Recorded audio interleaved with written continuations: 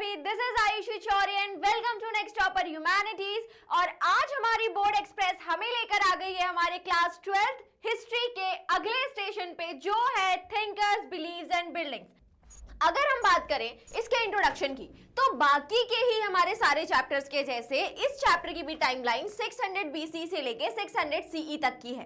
ठीक, तो इस चैप्टर में जैसे कि हमने जो हमारे पुराने चैप्टर थे, तो एक में हमने पॉलिटिकल डेवलपमेंट देखा, एक में हमने सोसाइटी के डेवलपमेंट्स के बारे में बात करी। तो आज हम जो बात करेंगे वो होंगे रिलीजियस डेवलपमेंट्स के बारे में। और ये जो रिलीजियस डेवलपमेंट्स हैं कि भाई उस टाइम पे जो सोसाइटी थी, ये जो हमारा टाइम पीरियड है 600 BC से लेके 600 CE तक का, उसमें किस किस तरीके से रिलीजियस डेवलपमेंट्स हो रहे हैं वो हमें देखना है। तो यहाँ पे ये चीज देखी गई कि भाई अब जो लोग हैं वो वेद का जो रिलीजन है या जो ब्राह्मणिकल रिलीजन अभी तक सेट किया गया था, उसकी जगह पे नए फिलॉसफीज की बात कर रहे थे। और उन नई फिलॉसफीज के साथ कई सारे जो नए नए सेक्ट्स हैं उनका भी डेवलपमेंट देखने को मिला। अब ये जो नए सेक्ट आए, इन सेक्ट की वजह से आर्ट एंड आर्किटेक्चर का क्या कॉन्ट्रीब्यूशन है, उनमें क्या क्या चेंजेस हैं, वो सारी चीजें भी हम इस चैप्टर में देखने वाले हैं। ठीक, तो भाई अगर हम बात करें कि जैसे कि फर्स्ट थिंग कम फर्स्ट, कि भाई सबसे पहले सोर्सेस जो होते हैं उनको वो कहां से मिले, कि किस तरीके से हमने इस टाइम पीरियड की हिस्ट्री को देखा। तो यहाँ पे भी हमारे पास लिटरेरी सोर्सेज में बुद्धिस्ट, जैन और जो संस्कृत ब्राह्मणिकल टेक्स्ट हैं उनके थ्रू हमें क्या मिला है, इस टाइम पीरियड के एविडेंसेस मिले हैं। ठीक है, तो अगर हम बुद्धिस्ट टेक्स्ट की बात करें तो हमें पिटक मिले हुए हैं। ठीक है, उसके साथ अगर हम बात करें जैन टेक्स्ट की, तो यहाँ पे हमें जो सूत्रास होते हैं या फिर जिनको आगम भी बोल रहे हैं, ठीक है, तो आगम और जो सूत्रास हैं उनके थ्रू हमें क्या मिला हुआ है, उनके थ्रू हमें इस टाइम पीरियड की हमने लिटरेरी जो हिस्ट्री है उसको ट्रेस किया हुआ है। या फिर अगर हम बात करें ब्राह्मणिकल रिलीजन की, तो ब्राह्मणिकल रिलीजन में जो पुराणास हैं, ठीक है, पहले वेद का कंपाइलेशन और बोल सकते कंपोजिशन हुआ, लेकिन अब किस चीज के बारे में बात करी जा रही है, अब बात करी जा रही है पुराण्स की। ठीक है, तो यहाँ पे पुराण्स का डेवलपमेंट होगा और उनमें किस तरीके से नए नए आइडियाज जो थे, उन्होंने रिफॉर्मेशन हुआ एक तरीके से ब्राह्मणिकल रिलीजन का, वो सारी चीजें हम इसमें देखेंगे।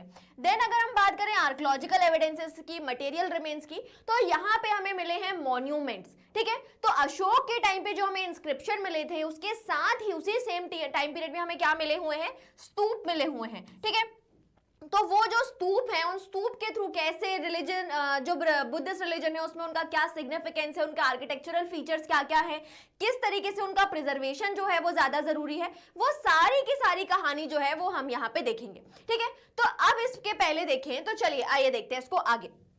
तो अगर बात करी जाए कि भाई इसके पहले मैं यहाँ पे हमने उसमें इंक्लूड नहीं किया है, लेकिन मैं आपको थोड़ा सा ओरली बता देती हूँ कि आपका चैप्टर कहाँ से शुरू हो रहा है। तो जो सांची स्तूप है उसके प्रिजर्वेशन की बात करी जा रही है वहां पे, है ना, कि जो नवाब ऑफ भोपाल हैं, जो बेगम्स हैं, उन्होंने क्या किया कि भाई जो शाहजहां बेगम है, जो सुल्तान जहां बेगम है, उनके कॉन्ट्रीब्यूशन की वजह से, उनके हेल्प की वजह से क्या हुआ, जो सांची का जो स्तूप है उसको प्रिजर्व करा जा सका, है ना। उसमें काम किया किसने, अलेक्जेंडर कनिंघम ने, जॉन मार्शल ने। ठीक है, तो उनके कंट्रीब्यूशन से क्या देखा गया कि भाई जो सांची का स्तूप है वो हमें इतने मैसिव फॉर्म में, और उसका एक बोल सकते हैं कि एक जो इन सितु एक तरीके से जो कंजर्वेशन होता है वो देखने को मिला।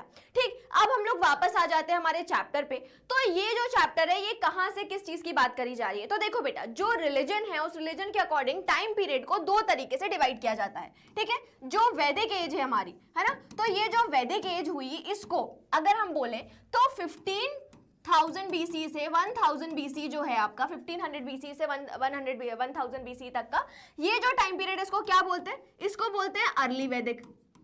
ठीक है, अब ये जो अर्ली वैदिक एज है, इस एज में क्या हो रहा है, इस एज में जो वेद है उनका कंपाइलेशन हुआ, है ना, कि जो हमारा ऋग्वेद है, सामवेद है, यजुर्वेद है, अथर्ववेद है, इन सभी को बनाया गया और उनको ही क्या किया गया, वेदास की सुप्रीमेसी दी गई। जहां पे ब्राह्मण जो थे उन्होंने क्या बोला कि हम जो है वो वर्ण सिस्टम के अकॉर्डिंग सोसाइटी में सबसे सुप्रीम पोजिशन पे हैं। लेकिन धीरे धीरे क्या हुआ, धीरे धीरे चेंजेस हुए, क्योंकि अब क्या हो रहा है कि भाई ये जो वेद है इनको क्या किया, ये चीज बोली गई वेद के साथ कि इनको पढ़ेगा कौन, इनको पढ़ सकते हैं सिर्फ और सिर्फ ब्राह्मण्स। ठीक, तो जो कॉमन मास था वो इस चीज से कहीं ना कहीं क्या हो गया, अलग रह गया, और अगर दूसरे लोग जो पढ़ भी सकते थे वो उसको एक तरीके से इंटरप्रेट नहीं कर रहे हैं। तो अगर आपको रिलीजन से कनेक्ट होना है तो आपको किसकी जरूरत पड़ रही है, आपको जरूरत पड़ रही है किसकी, ब्राह्मण्स की। देन अगर हम बात करें कि भाई जो 1000 BC से अगर हम आसपास आए 500 BC तक का, तो यहां से हम लोग आ गए हैं लेटर वैदिक एज में। और ये जो लेटर वैदिक एज है इसमें क्या बताया जा रहा है, इसमें ये बताया जा रहा है कि अब आप क्या कर रहे हैं, अब जो कॉमन मास है उसको भी कहीं ना कहीं रिलीजन में क्या हो रहा है, कंट्रीब्यूशन मिल रहा है।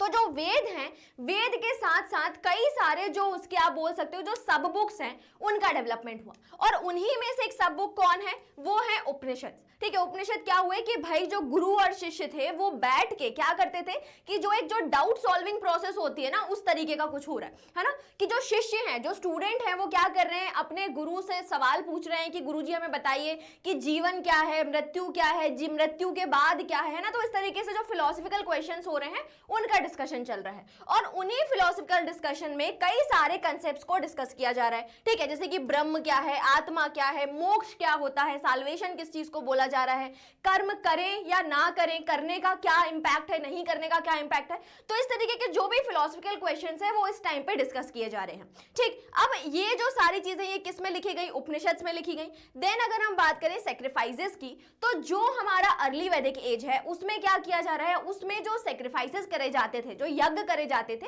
वो एक तरीके से कम्युनिटी की भलाई के लिए करे जा रहे हैं। हर कोई इसमें पार्टिसिपेट कर रहा है कि हमारे जो पशु हैं उनको हम बचा सके, नेचर जो है उसके प्रकोप से हम बच सके, अग्नि, वरुण, इंद्र, इनकी क्या करी जा रही है, पूजा करी जा रही है। लेकिन जब हम कहाँ आ रहे हैं, लेकिन जब हम लेटर वैदिक एज में आ रहे हैं, तो यहाँ पे ये चीज देखी जा रही है कि भाई अब जो है, अब जो आप बोल सकते हो कि जो यज्ञ हैं वो यज्ञ कौन कर रहा है, वो वही लोग कर पा रहे हैं जिनके पास अच्छा खासा पैसा है, क्योंकि उसमें क्या किया जाता है, क्योंकि उसमें बहुत सारे रिसोर्सेज का कहीं ना कहीं नीड है, और उन यज्ञ को करने के लिए भी आपको किसकी जरूरत है, ब्राह्मण की जरूरत है। ठीक है, तो इस तरीके जो बड़े बड़े आप बोल सकते हैं ऐसे इलेबोरेट सेक्रीफाइसेस हो रहे हैं, जैसे कि राजसूय यज्ञ हो गया, अश्वमेध यज्ञ हो गया ना। अश्वमेध में क्या होता है कि भाई जो घोड़ा होता है उसकी बलि दी जाती है ना। तो इस तरीके से आप बोल सकते हो कि जो काफी ऑस्टेंटेशियस तरीके के जो सेक्रीफाइसेस हो रहे हैं वो यहाँ पे करे जा रहे हैं। अब जो कॉमन मास है वो तो इस तरीके की चीजें कर नहीं पा रहा है, क्योंकि ना तो उसके पास इतना पैसा है, ना ही वो क्या कर सकता है, इन चीजों को अफोर्ड कर पा रहा है कहीं ना कहीं। ठीक है, तो इस वजह से कहीं ना कहीं लोगों को ये लगा कि क्या हमें रिलीजन से कनेक्ट होने के लिए ब्राह्मण्स की जरूरत है, ब्राह्मण्स ही क्या वो एक ऐसा पाथ है, वो एक ऐसा मीन है जिसके थ्रू हम भगवान से कनेक्ट कर सकते हैं, उसके अलावा हमारे पास कोई और अल्टरनेट ऑप्शन नहीं है क्या। ठीक है, तो इन्हीं चीज को लेके अलग अलग जगहों पे क्या हो रहे हैं, अलग अलग डाउट्स क्रिएट हो जा रहे हैं, और लोग जो हैं वो कई सारी चीजों की बात कर रहे हैं। They are curious about different things, है ना, वो हर चीज के बारे में जानने के लिए उत्सुक है।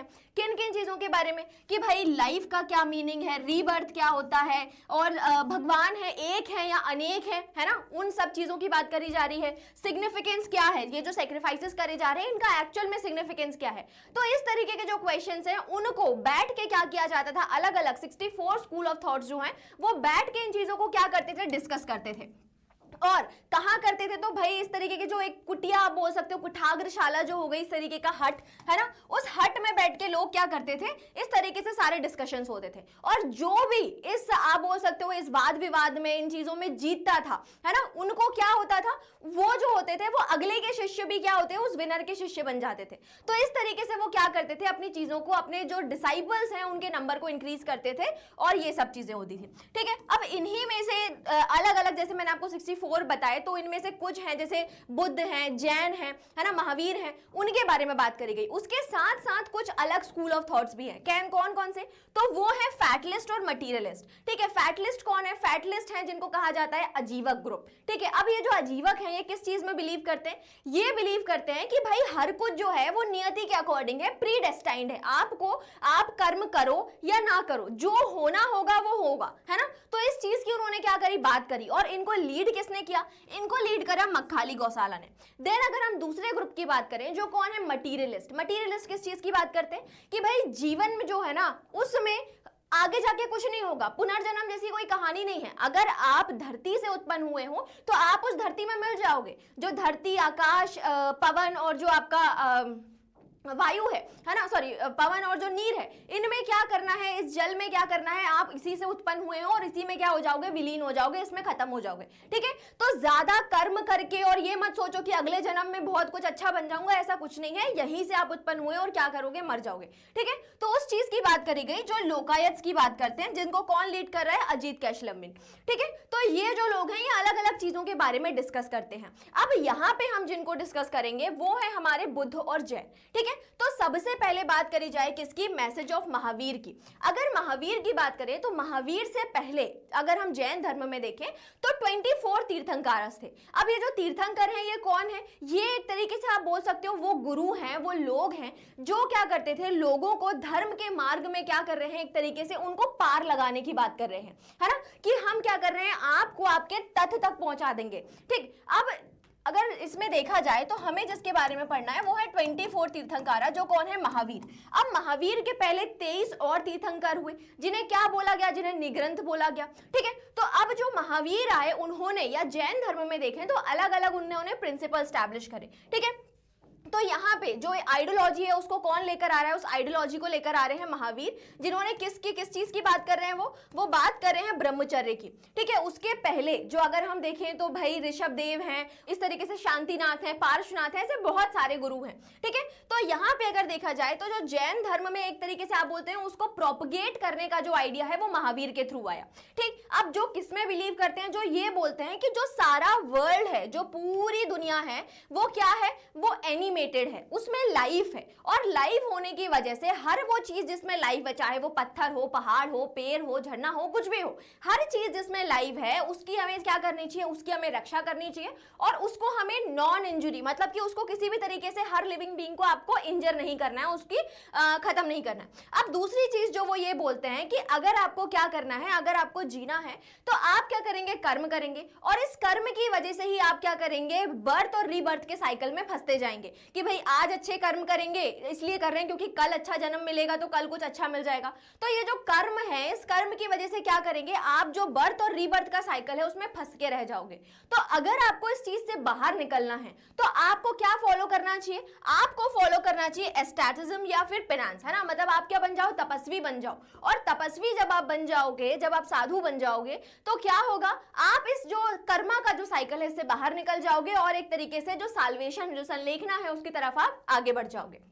देन यहाँ पे जो जैनिज्म है वो 5 मेजर प्रिंसिपल्स की बात करते हैं। कौन कौन सी, अहिंसा, नॉन इंजुरी, ठीक है, उसके साथ बात होती है नॉन पजेशन की, ठीक है, अपरिग्रह की, उसके साथ बात होती है एस्टेसिज्म की, ब्रह्मचर्य की, ठीक है, उसके साथ एक और प्रिंसिपल होता है यहाँ पे अस्थे, ठीक है, जिसका मतलब है कि चोरी ना करना, नॉन स्टीलिंग, और इस तरीके से ये जो सारे प्रिंसिपल हैं, सत्य बोलना, ट्रुथ, है ना, तो ये सारी की सारे जो चीजें हैं ये जो जैन धर्म है उसके प्रिंसिपल्स हैं।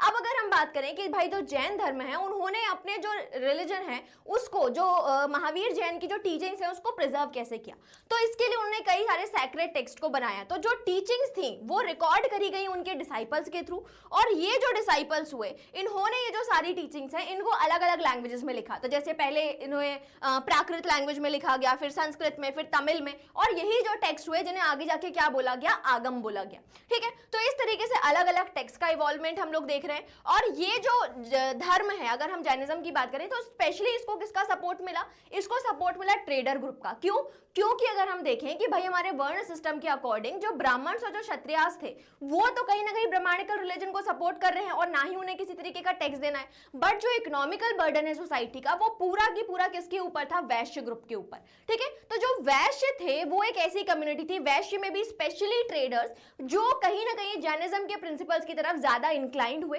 और अभी भी अगर आप देखोगे तो जितनी भी जैन ग्रुप है वो जनरली ट्रेडर ग्रुप होता है। ठीक है, तो इस तरीके से ट्रेडर्स जो हैं उन्होंने जैनिज्म को ज्यादा प्रमोट किया हुआ है। ठीक है, चलिए अब महावीर के बाद हम बात करते हैं गौतम बुद्ध की, जिनके थ्रू एक रिलीजन फाउंड हुआ जिसका नाम था बुद्धिज्म। ठीक है, तो उन्हीं की टीचिंग से, कौन है इसके फाउंडर, गौतम बुद्ध इनके फाउंडर हैं। अब अगर हम बात करें कि भाई किस आइडियोलॉजी की उन्होंने बात करी है, या पहले उनकी अर्ली लाइफ को डिस्कस कर लेते हैं। तो अर्ली लाइफ में अगर हम देखें तो जो बुद्ध है उनका शाक्य क्लान में जन्म हुआ था। इनके पिता का नाम शुद्धोधन था, इनकी माता का नाम माया था। अब उसके बाद जब इनका बर्थ हुआ था तो उसी टाइम पे वहां पे जो पंडित वगैरह हुए होंगे उन्होंने एक प्रोफेसी करी कि भाई आपका जो बेटा है ये आगे जाके क्या करेगा, एसेटिक लाइफ जो होगी उसको अपना लेगा। तो इस वजह से कहीं ना कहीं डर के उनके जो पिता जो थे उन्होंने क्या किया, उनको हर तरीके की सुख सुविधाएं देने की प्रोवाइड करी कि भाई ये जो मेरा बच्चा है ये कभी जीवन में दुख ना देखे। लेकिन एक रात को क्या होता है कि वो अपना जो रथ लेते हैं उसको लेके बाहर निकल जाते हैं और 4 स्टेजेस ऑफ लाइफ को देखते हैं, जहां पे एक वो देखते हैं कि एक बीमार आदमी है, एक डेड बॉडी है, एक बूढ़ा आदमी है, और क्या देखते हैं कि एक साधु है। तो उन्हें ये लगता है कि भाई ये जो साधु है, जो एसेटिक है, ये हर तरीके से खुश है, जिसको जीवन में दुख नहीं देखा। तो यहाँ से वो इस चीज की बात करते हैं कि मुझे क्या करना चाहिए, मुझे भी एस्थेटिक लाइफ को, अगर मुझे जीवन में खुश रहना है तो मुझे भी क्या करना चाहिए, लाइफ में पेनांस करना चाहिए। और उस दिन से वो क्या करते हैं, महाभिनिष्क्रमण जो होता है उनका, गृह त्याग, ठीक है। तो वहां से वो जो घर गृहस्थ अपना जीवन होता है उसको छोड़ के और एक तरीके से जो संन्यास होता है उसकी तरफ वो आगे बढ़ते हैं। देन यहाँ पे उन्होंने 4 नोबल ट्रुथ की बात करी है, 8 फोल्ड पाथ की बात करी है, और वो किसके ऊपर फोकस करते हैं, वो फोकस करते हैं निर्वाण के ऊपर, ठीक है, कि भाई हमें क्या करना चाहिए, हमें इस तरीके से निर्वाण को क्या करना चाहिए, निर्वाण को अपनाना चाहिए। देन अगर हम बात करें कि भाई उन्होंने किस चीज की बात करी, दुख की। दुख क्या है, वो बोलते हैं कि अगर आपको जीवन में दुख देखने हैं या आप जीवन में दुखी क्यों हो, इसलिए हो क्योंकि आपकी लाइफ में क्या है, डिजायर्स हैं, है ना, क्योंकि आपके डिजायर ज्यादा है, इस वजह से क्या है, आप दुख देखते हो। और अगर आपको क्या करना है, अगर इन दुख से बाहर निकलना है तो आपको क्या करना चाहिए, एक पाथ, जो एक मध्यम पाथ होता है उसके ऊपर चलना चाहिए, जो किस चीज के बारे में बात करती है, जो बात करती है राइटियस लिविंग और राइटियस एक्शन की, ठीक। तो यहाँ पे इन चीजों की बात करी गई जिसके थ्रू जो इंसान है वो क्या कर सकता है, खुश रह सकता है और दुख, अपने जो दुख है उनसे कहीं ना कहीं बच सकता है। देन अगर हम बात करें कि भाई जो बुद्ध हैं उनके डेथ के बाद उनके जो शिष्य हैं, उनके जो डिसाइपल्स हैं, उन्होंने उनकी टीचिंग्स को क्या किया, कंपाइल किया, जिसका नाम दिया गया पिटक। अब ये जो पिटक हुए ये 3 तरीके के हुए, जिसके कारण इनका नाम दिया त्रिपिटक। त्रिपिटक में जो पहला है जिसको बोला गया सुत्त पिटक, जिसमें जो बुद्ध की ओरिजिनल टीचिंग्स थी उनकी बात करी गई। देन आया विनय पिटक। विनय पिटक में किस चीज की बात की, भाई जो बुद्ध के बाद जो एक बुद्ध संघ बना, बुद्ध संघ बना, उसमें जो भिक्षु और भिक्षुणी है उनके लिए नियम क्या होंगे। तो विनय से आया क्या, नियम, कि भाई लॉज क्या होंगे, रूल्स क्या क्या होंगे बुद्ध भिक्षु एंड भिक्षुणी के ऊपर। और थर्ड जो पिटक था उसमें बात करी गई फिलॉसफी की, कि भाई बुद्धिज्म से रिलेटेड जो फिलॉसफीज हैं उनके ऊपर क्या डिस्कशन होगा। तो यहाँ पे फिलॉसफी की बात करी गई। देन अगर हम बात करें ऐसे राजा की जिनकी वजह से क्या हुआ, बुद्धिज्म जो है वो ना सिर्फ इंडिया में बल्कि और चाइना में, श्रीलंका में, मतलब पूरे इंडियन सबकॉन्टिनेंट में या एशिया में फैलता गया। तो वो उसमें मेजर कंट्रीब्यूशन था किसका, मेजर मौर्यन किंग अशोक का, ठीक है, जिनकी वजह से क्या हुआ, जिन्होंने बुद्धिस्ट मिशनरीज को भेजा और उन मिशनरीज के थ्रू जो बुद्धिज्म था वो ऑल ओवर द वर्ल्ड क्या हुआ, धीरे धीरे पॉपुलर होने लगा। देन आगे जाके ये जो बुद्धिज्म रिलीजन था ये 3 अलग अलग सेक्ट्स में डिवाइड हुआ, जिसका नाम था हीनयान, महायान और वज्रयान, ठीक है, जिन्हें हम अभी आगे पढ़ने वाले हैं। चलिए अब इसके बाद अगर हम बात करें कि भाई बुद्धिस्ट संघ क्या है, तो बुद्ध के बाद क्या हुए कि कई एक बॉडी बनी जिसमें कई तरीके के बुद्ध के डिसाइपल्स थे। वो सारे लोग थे जो क्या बनना चाहते थे, जो एस्थेटिक बनना चाहते थे, जो भिक्षु बनना चाहते थे। So this was basically a body of disciples of the Buddhas. अब इसमें जो मॉन्क रह रहे हैं वो एक तरीके से बिल्कुल सिंपल लाइफ जो होती है उसको जीते हैं और जो बेसिक एसेंशियल चीजें होती हैं वही इनके पास दी गई है ना, जैसे कि एक भिक्षा पात्र दे दिया, एक कंबल दे दिया, इस तरीके की चीजें उन्हें दी गई, ठीक। तो ये जो रिक्विसाइट है वो मतलब जो एसेंशियल रिक्विसाइट है वही उन्हें दिए गए। देन इनिशियली अगर देखा जाए तो ये जो संघ हुए इसमें सिर्फ और सिर्फ जो मेन थे उनको एंट्री मिलती थी, बट आगे जाके जब बुद्ध के जो एक फेमस शिष्य हैं, आप बोल सकते हो फेवरेट शिष्य हैं आनंद, उनके इंटरवेंशन से जो बुद्ध की फॉस्टर मदर थी महाप्रजापति गौतमी, उन्हें क्या किया गया, उन्हें फर्स्ट यहाँ पे नन बनाया गया, ठीक है। तो यहाँ पे इस चीज की बात हुई। अब अगर हम इस संघ में देखें तो हर तरीके के, हर सोशल ग्रुप के, चाहे राजा हो, चाहे ट्रेडर हो, चाहे एग्रीकल्चरल हो, क्राफ्ट वर्कर हो, हर कोई यहाँ पे क्या होता था, इन संघ में पार्टिसिपेट करता था। लेकिन एक बार जब वो संघ में आ चुके हैं तो अब हर कोई जो है वो इक्वल है। अब सोसाइटी की जो हायरार्किकल स्ट्रक्चर था वो यहाँ पे नहीं चल रहा है, ठीक। देन अगर हम बात करें सिंबोलिज्म, सिंबल वर्शिप की, कि भाई जब बुद्ध की डेथ हुई तो उसके बाद बुद्ध को किस तरीके से पूजा गया, किस तरीके से उनकी वर्शिप हुई, तो यहाँ पे कुछ सिंबल्स का यूज किया गया जो बुद्ध के लाइफ स्टेजेस में जो अलग अलग इवेंट्स हुए हैं उनको दर्शा रहे हैं। तो जो उनका बर्थ था वो दर्शाया गया लोटस और बुल से। देन जो उनका महाभिनिष्क्रमण था, जो गृह त्याग था, वो दर्शाया गया हॉर्स के थ्रू, ठीक। देन अगर हम बात करें जब उन्हें पहली बार एनलाइटनमेंट हुआ, जब उन्होंने एक तरीके से ज्ञान प्राप्ति करी, तो जो पीपल वृक्ष के नीचे उन्हें ज्ञान प्राप्ति हुई, जो बोधि ट्री था उसको बताया गया किस चीज से, एक बोधि ट्री, एक पीपल ट्री से बताया गया। देन अगर हम बात करें कि जब उन्हें ज्ञान प्राप्ति हुई तो उन्होंने जो फर्स्ट सेरेमनी दिया उसका क्या नाम दिया गया, उसको नाम दिया जाता है धर्म चक्र परिवर्तन, जो दिया जाता है किस चीज से, जो व्हील के थ्रू बताया जाता है। देन अगर हम बात करें कि भाई बुद्ध को जब महापरिनिर्वाण हुआ, जब 80 साल की उम्र में जब बुद्ध की डेथ हुई तो उसको बताएगा किस चीज से, स्तूप से। और यही जो स्तूप है ये बुद्ध को क्या कर रहा है, उसके लिए क्या किया गया, अलग अलग जगहों पे अशोक ने 80,000 क्या करे स्तूप बनवाए। देन यहाँ पे कुछ और आप बोल सकते हो कि कुछ और सारे जो सिंबल्स जैसे एलिफेंट है वो क्या बताता है, स्ट्रेंथ को बताएगा, विजडम को बताएगा। जो गज लक्ष्मी है उसकी इमेज बताई गई, एलिफेंट्स की अलग अलग तरीके से बताया गया, बंदरों को बताया गया, ठीक है। तो जो ह्यूमन के अलग अलग इमोशंस हैं वो इन एनिमल्स के पिक्चर के थ्रू, उनके सिंबल्स के थ्रू यहाँ क्या किए जाते थे, दर्शाए जाते थे, ठीक। अब अगर हम बात करें आगे तो स्तूप का क्या कंट्रीब्यूशन है, ठीक है, स्तूप क्यों बनवाए जाते थे, पीछे क्या उसका आइडिया क्या है। तो अगर देखा जाए तो 2nd सेंचुरी बीसी के अराउंड जैसे ही बुद्ध की डेथ होती है उसके बाद जगह जगह पे क्या किए गए, स्तूप बनवाए गए। तो इनमें से जो सबसे फेमस स्तूप्स हैं वो कौन कौन से हैं, भरहुत का है, सांची, सारनाथ, अमरावती, ऐसे अलग अलग जगहों पे कई सारे स्तूप बनवाए गए। अब ये जो स्तूप है यहाँ आपको एक मैप भी दिया हुआ है जिसमें बताया है कि भाई कहाँ कहाँ पे स्तूप है। तो भाई सारनाथ जहाँ पे बुद्ध ने क्या किया था, अपना पहला उपदेश दिया था, है ना, धर्मचक्र प्रवर्तन हुआ था उनका। उसके बाद लुम्बिनी जहाँ पे उनका बर्थ हुआ था, बोध गया, ठीक है, जहाँ पे उन्हें ज्ञान प्राप्ति हुई थी। सांची में एक स्तूप बनवाया गया, अजंता में, कारले में, नागार्जुनकोंडा, अमरावती, ऐसे जगह जगह पे ऑल ओवर द इंडिया क्या करे गए, स्तूप बनवाए गए।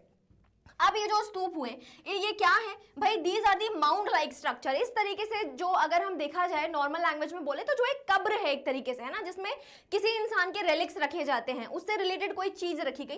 तो इस तरीके से ये जो माउंट लाइक स्ट्रक्चर है वो हुए स्तूप। अब ये जो स्तूप है जिनमें बुद्ध या उनके जो शिष्य थे, फेमस शिष्य थे, उनके क्या करेगा, रेलिक्स रखेगा।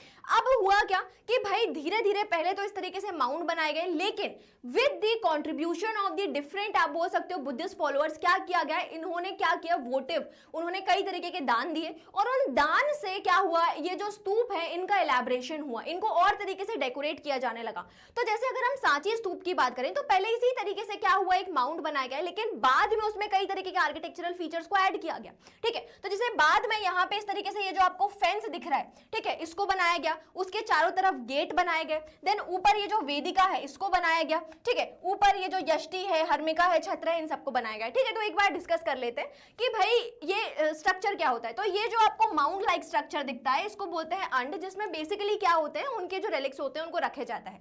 देन ये जो आपको पाथ दिख रहा है ना, जो एक गैलरी टाइप हो गई जहां पे परिक्रमा लगाया जाता है, उसको बोला जाता है प्रदक्षिणा पाथ। देन अगर हम बात करें यहाँ पे ये जो ऊपर वाली स्टेयरकेस है जिसको बोला जाएगा वेदिका, यहाँ पे जो सीढ़ियां हैं उन्हें बोला जाता है सोपान, ठीक है। उसके बाद ये जो बालकनी है जो क्या करती है, जो बुद्ध है या जो एक आप बोल सकते हो यूनिवर्सल जो चीज है उसको मटीरियलिस्टिक वर्ल्ड से, है ना, मतलब कि टेरेस्ट्रियल वर्ल्ड को सेलेस्टियल वर्ल्ड से अलग करती है, वो है हमारी हर्मिका। देन यहाँ पे जो इस तरीके से मास्ट है उसको कहा जाता है यष्टि, और उसके ऊपर होता है छत्र जिसको बालकनी कहा, एक तरीके से अम्ब्रेला टाइप का जो स्ट्रक्चर हो गया वो, ठीक है। तो इस तरीके से अलग अलग उसके फीचर हुए। देन ओरिजिनली बिल्ट, अब ओरिजिनली अगर देखा जाए तो पहले तो एक तरीके से अर्दी डोमेन्स बनाए गए जहां पे उनके जो रेलिक्स हैं वो रखे लाए, लेकिन बाद में इनको क्या किया जाने लगा, इनको वेनरेट किया जाने लगा, इनकी वर्शिप होने लगी, ठीक है। देन आगे चलते हैं इसमें। अब भाई जब ये चीजें हो रही हैं तो धीरे धीरे अब ये जो ब्राह्मण रिलीजन है उसमें भी क्या हुआ, उसमें भी कई तरीके के रिफॉर्म्स हुए, और साथ ही साथ जो बुद्धिज्म है वो भी अपने आप को क्या करने लगा, एक्सपांड करने लगा। तो यहाँ पे जो हीनयान था, जो पहले सिर्फ और सिर्फ बुद्ध को मानता था, अब वो क्या कर रहा है, बोधिसत्वास को मान रहा है। वो एक तरीके का जो इंडियन ब्राह्मण रिलीजन में जो एक तरीके से इनकारनेशन का, है ना, जो विष्णु के अवतार का जो आइडियोलॉजी है वो ही कहीं ना कहीं क्या हो रही है, बुद्धिज्म में भी आ रही है, ठीक। तो यहां से आइडिया इमर्ज हुआ किसका, बोधिसत्वास का, जो कौन है, जो ऐसे इंसान है जो निर्वाण को अटेन कर सकते हैं, बट वो क्योंकि लोगों का भला करना चाहते हैं इस वजह से वो निर्वाण को अटेन नहीं कर रहे हैं, ठीक है। They are compassionate being to help, लोगों को हेल्प करना चाहते हैं टू अटेन द निर्वाण, ठीक। तो इस तरीके से महायान रिलीजन का डेवलपमेंट हुआ। महायान जो है वो मूर्ति पूजा में बिलीव करता है। हिंदुइज्म के जो कई सारे जो ट्रेडिशंस हैं वो बौद्धिज्म में आने लगे, ठीक है। मूर्ति पूजा की चीज हुई, आर्किटेक्चर बनाए गए कि भाई अब स्तूप के साथ साथ क्या बनने लगा, अब चैत्य बनने लगा, ठीक है। अब विहार बनने लगे, विहार एक तरीके से क्या हो गए, हॉस्टल हो गए जहां पे बुद्धिस्ट मॉन्क्स रह रहे हैं। इस तरीके से कई सारे आर्किटेक्चर जो हैं वो उनका डेवलपमेंट हुआ। देन साथ ही साथ जो वैष्णविज्म और जो शैविज्म है, मतलब कि जो हमारा हिंदू रिलीजन है वो भी क्या कर रहा है, वो भी कहीं ना कहीं रिफॉर्म हो रहा है। उसे भी ये लग रहा है कि भाई ब्राह्मण जो हैं उनकी सुप्रीमेसी के कारण शायद हमारे जो रिलीजन के लोग हैं अब वो क्या हो रहे हैं, दूसरे रिलीजन की तरफ जा रहे हैं। तो इसलिए जरूरी है कि हम भी अपने रिलीजन में क्या करें, रिफॉर्मेशन लेकर आए, ठीक है। तो यहाँ पे उन्होंने, क्योंकि वेद का जो मैंने जैसे आपको बताया था कि भाई वेद जो है वो सिर्फ और सिर्फ ब्राह्मण्स पढ़ पा रहे थे, तो अब उन्होंने इसके लिए क्या चीज बनाई, उन्होंने पुराण बनाए, और वो जो पुराण हुए अब उसको हर कोई पढ़ पा रहा है, ठीक है। उसमें उन्होंने कई सारी कहानियां लिखी, उन्होंने विष्णु के दशावतार की कहानी लिखी, उन्होंने शैविज्म के बारे में, भगवान शिव जो हैं जिनको एक तरीके से आप बोल सकते हो ह्यूमन फिगर और लिंग जो होता है दोनों तरीके से पूजा हो रही है, उन सभी चीजों के बारे में बताया गया। ठीक है, तो हिंदुइज्म में भी क्या हो रहा है, यहाँ पे रिफॉर्म देखे जा रहे हैं। देन अगर हम बात करें हिस्ट्री के तरफ से, है ना, कि भाई हिस्टोरियंस का क्या क्या व्यू है, तो अगर हम देखें भाई सबसे पहले जब इस तरीके से रिफॉर्मेशन हो रहे हैं तो यहाँ पे टेम्पल्स का फॉर्मेशन हो रहा है, और जो प्राइमरी पहले टेम्पल हुए जो गुप्ता एज में आए अर्ली टेम्पल्स, फिर ये धीरे धीरे क्या हुए, इनके आर्किटेक्चरल फीचर जो हैं उनमें इवॉल्वमेंट देख रहे हैं। तो जो अर्ली टेम्पल्स थे उनमें इस तरीके से सिर्फ एक स्क्वायर शेप का पहले गर्भगृह होता था, जिसमें सिर्फ और सिर्फ जो मेन डाइटी होती थी वो यहाँ पे रहती थी। बाद में इसमें ऐड किया गया क्या, बाद में इस तरीके से यहाँ पे मंडप ऐड करे गए, जहाँ पे जो भी आप बोल सकते हो जो वर्शिपर्स हैं वो बैठ के अपना भजन कीर्तन करते थे।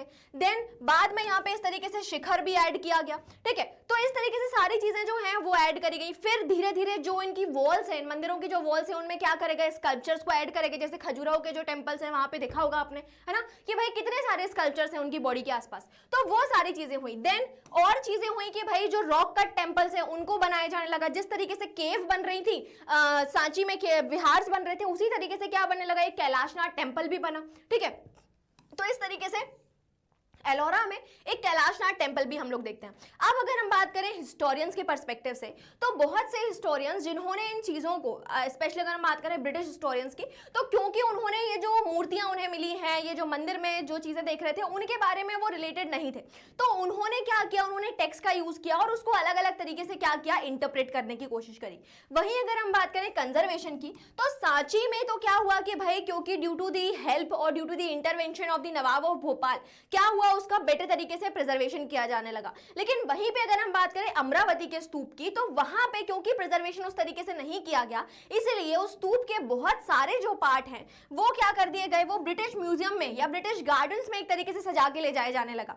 तो इस बारे में जो एच कोल है उन्होंने ये बोला कि भाई दिस इज नॉट गुड। होना क्या चाहिए कि अगर कोई भी आर्किटेक्चर है तो उसका इन सितु कंजर्वेशन होना चाहिए, मतलब कि उसी जगह पे उस चीज को कंजर्व करना चाहिए, ना कि उसको वहां से उठा के कहीं और ले जाके आपने म्यूजियम में रख दिया है। तो इन सभी चीजों के बारे में इस चैप्टर में डिस्कस किया गया था। ठीक है, आई होप आपको ये चैप्टर का जो एक्सप्लेनेशन वाला पार्ट है वो समझ में आया होगा, अच्छे से समझ में आया होगा। अब इसके क्वेश्चन की बात करें तो देखो बेटा, यहाँ पे मैं बहुत सारे क्वेश्चंस आपके लिए लेकर आई हूँ, कुछ 15 क्वेश्चंस है, एमसीक्यू है, केस बेस्ड है, सारी चीजें हैं। ठीक है, वो सारे क्वेश्चंस का यहाँ पे डिस्कशन करा जा रहा है। देन जो मैंने चीज आपको बताई थी कि भाई आंसर राइटिंग में क्या करोगे, इस तरीके से अंडरलाइन करोगे चीजें, तो जो भी इंपॉर्टेंट पॉइंट है वो भी मैंने आपको यहाँ पे अंडरलाइन करके दिए हुए हैं, तो वो सारे इंपॉर्टेंट पॉइंट्स आपको देखना है। कुछ ऐसे क्वेश्चंस हैं जो हर बार बोर्ड में पूछे जाते हैं, जिनके ऊपर स्पेशल एम्फसाइज किया जाता था, जो इंपॉर्टेंट टॉपिक्स में मैंने बताया था उस चीज के बारे में बात करी गई है। ठीक है, so this is all about the lecture. I hope you like this lecture. Thank you so much.